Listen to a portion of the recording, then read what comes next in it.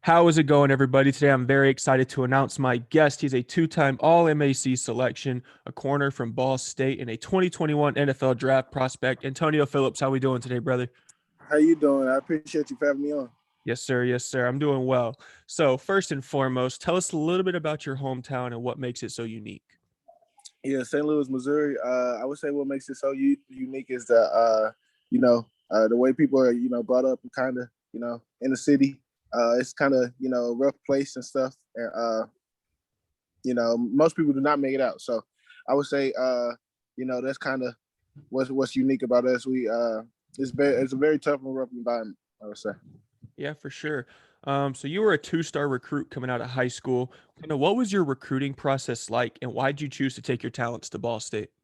Yeah, so my recruiting process was kind of slow. I would say coming out of my junior year, going into my senior year of high school and stuff. And so Ball State was actually my only FBS offer, my D1. And so I was going into my senior year, like I said, around that summer. And, I was kind of like smart enough to know that, like, some of the Power Fives that have been wanting to go to, that was around the area, like Missouri, Illinois, and stuff like that, were kind of looking at the class under me now. And so Ball State had been there the whole time and wanted me the whole time. And so took a visit up there and, it just confirmed everything I had originally thought it was like family up there. So, Yeah, definitely.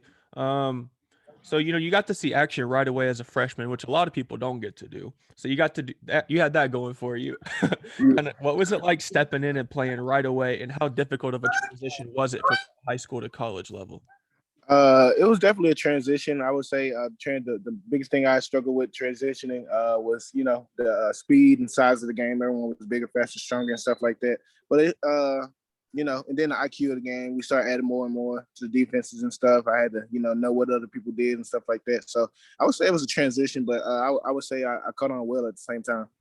Did you ever have like a welcome to college football moment? Maybe it was like a hard hit, something like that, where Oh you were just yeah, like, oh yeah. Let's see. I'm trying to pinpoint. I had a couple welcome to college moments. I had some in fall camp of that first year. I would say my first welcome to college moment was fall camp going to my freshman year. The freshmen had to be there. We had to be there like 3 days earlier before all the rest of the team, and so uh, it was only like two corners, and there I was me and one other guy, and we were literally taking every single rep. And so in fall camp, and I was like, that's definitely gonna make you feel like see if you really love football or not. So I would say that was one of my wake ups. yeah, there you go. Hey, so it all paid out for you, man. So you balled out at Ball State. You had 137 total tackles, a sag, 18 pass defended, 8 interceptions, and a tutty. When did you start to realize you're starting to garner some NFL interest and you could take your talents to the next level?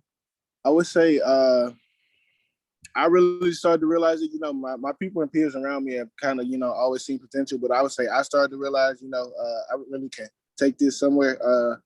My junior year, beginning my junior year, I would say I kind of, came out of it on my mind that year that, like, this is my year to dominate. It is my year to dominate, and it's been my year to dominate. And so I would say, like, my junior year, things started to get slower and slower for me.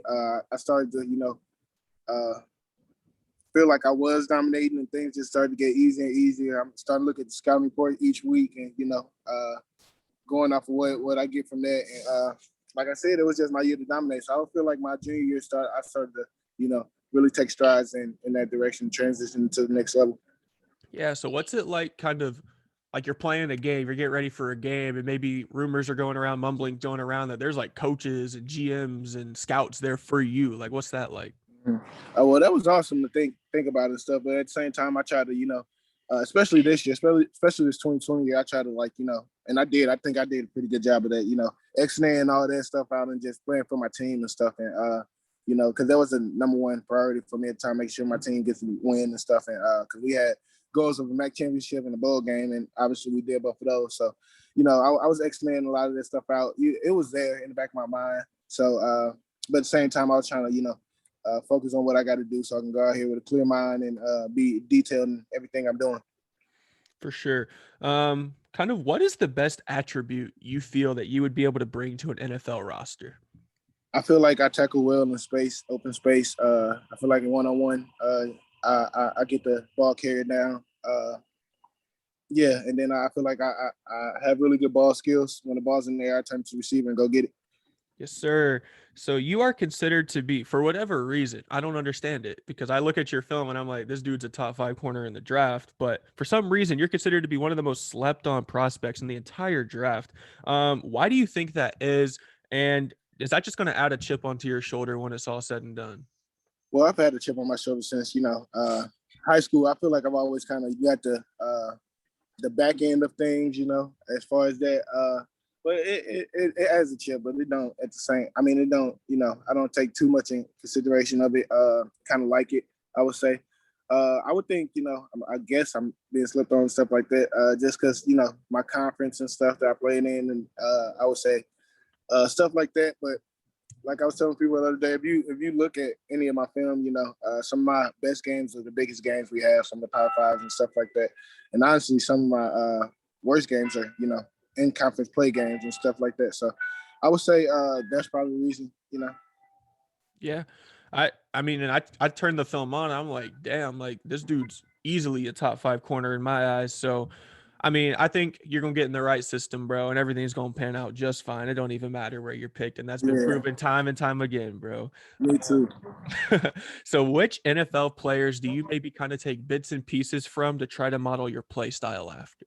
Yeah, so I love watching football in general, but anytime a football game's on, I'm watching the DBs. Like anytime, seeing what they're doing, how they feet are at the line, are they patient stepping, are they motoring out stuff like that. But I would say the kind of DBs I pick from exactly specifically are of course like Jalen Ramsey. I love how physical he is and how patient he is at the line, and the confidence he has that you needed as a DB to have that swag. Then I love Trey White, Trey Davis White. I would say he's one of my favorites because he plays a lot of off man, and off man is really a lost art in defensive backfield world. And he's really, really good and technical at it. And I would say, Marcus Peters, I love the way he attacks the ball and his ball hawk, has really good ball skills. Marlon Humphrey's just great at the line, uses his hands and, doesn't panic with the balls in the air. Then I like guys like, that comes from the MAC, like Sean Burning Murphy. I like watching him just because, he's actually played against him my sophomore year. I was on defense, obviously, but he's a MAC guy. So I love seeing stuff like that and then seeing like, corners from the MAC that are dominating at the next level also. So I keep eyes out for him. Darius Phillips with the Bengals, another MAC guy and stuff like that. But I pick a lot of I pick from a lot of people's, brains and games and stuff like that. I respect a lot of people's game.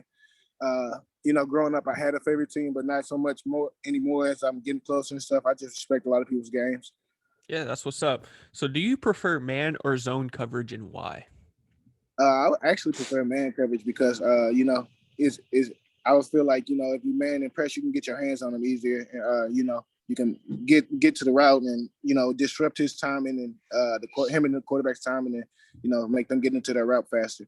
But I would say that I've had majority of my interceptions and stuff out of zones where I can manipulate the quarterback and make him think I'm dropping somewhere else and fall into a pick and stuff like that. But I like them both.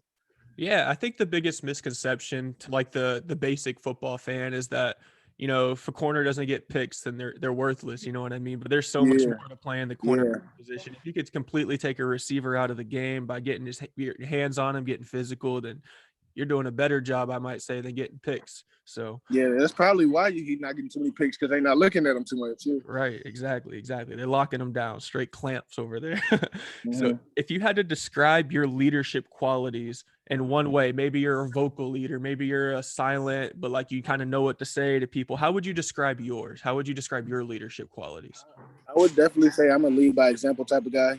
I know how to read my teammates and get to them. I understand that not everyone reacts the same to not everyone reacts the same to a drill sergeant type of guy. Not everyone reacts the same to like being passive and stuff like that. Sometimes maybe they need a little kicking them butt and stuff like that. So I feel like I know how to read my teammates and know what they need to get the best out of them. And I feel like I'm a lead by example type of guy. That's awesome. So, one last question for you, Antonio. Any advice to the young athletes out there kind of pursuing their NFL dreams? Man, keep your head down, keep grinding, keep focused, man. Like it's a long road. I mean, if we got my dad on this call, he could probably tell you that it was not all peaches peaches and sunshine and stuff like that. We went through some rough time, but keep your head down, man. It's gonna be ups and downs. It's gonna be roller coasters and stuff. That's what really football and life is about, adversity and stuff, and and getting over it. And once you get over that adversity, you see what type of person you are for real, and it makes you even keep going more and stuff. So that's kind of the advice I would give them. Just keep grinding, man. Thank you so much for hopping on the show today. Tell everyone where they can follow you at. Drop your Instagram, your Twitter, the whole nine. My Instagram is Antonio_Phillips21, and my Twitter is A_Phillips_21. If you type in Antonio Phillips, you're gonna find me. That's pretty much 21. Yes, sir. Yes, sir. Ladies and gentlemen, Antonio Phillips, 2021 cornerback in the NFL draft this coming year.